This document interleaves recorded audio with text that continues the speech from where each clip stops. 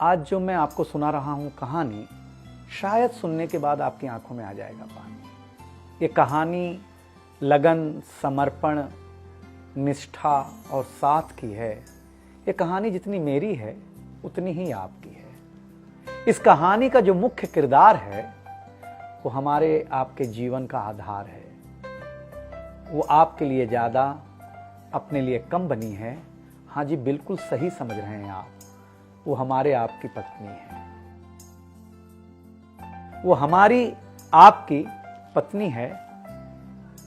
कभी आपने सोचा कि वो आप एक के साथ रिश्ता जोड़ा था, लेकिन एक के साथ रिश्ता जोड़ने के लिए उसने घर, गली, आंगन, मोहल्ला, सखी, सहेली, माँ बाप, न जाने कितनों रिश्तों से अपना मुंह मोड़ा था।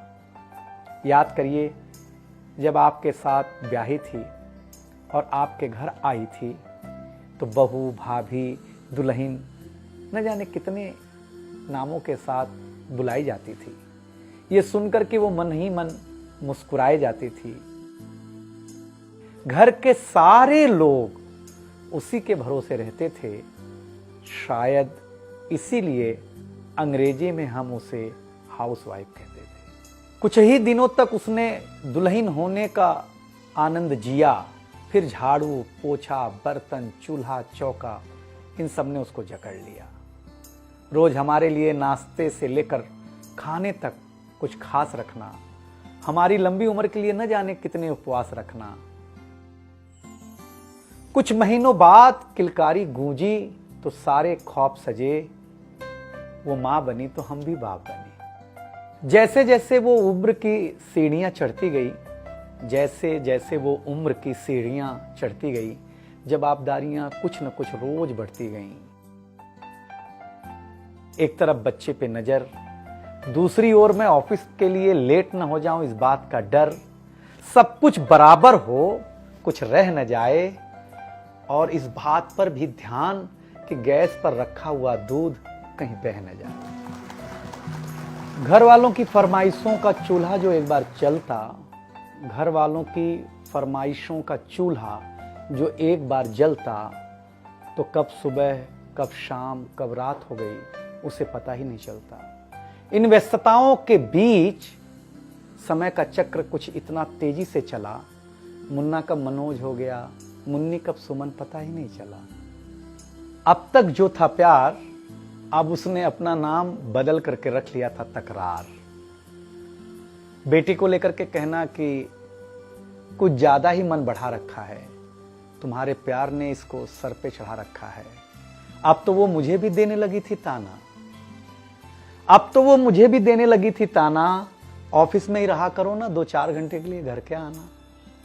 शादी के इतने दिनों बाद भी आज भी हमें सुनना पड़ता है कि न जाने कौन सा पाप किया था जो आपके साथ ब्याह किया था। और ये तो रोज की थी कहानी।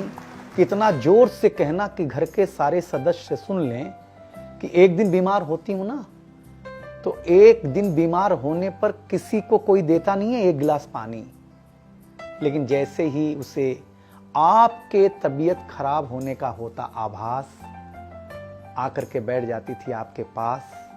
याद तो होगा ना, वो मीठी बातों के साथ माथे पर विक्स लगाना और साथ में कान में यह भी कहना कि कल सुबह अगर अच्छा ना लगे तो फिर ऑफिस मत जाना। लेकिन एक दिन समय ऐसे मोड़ पर ले आता है जहां बदल जाता है जिंदगी का ताना बाना।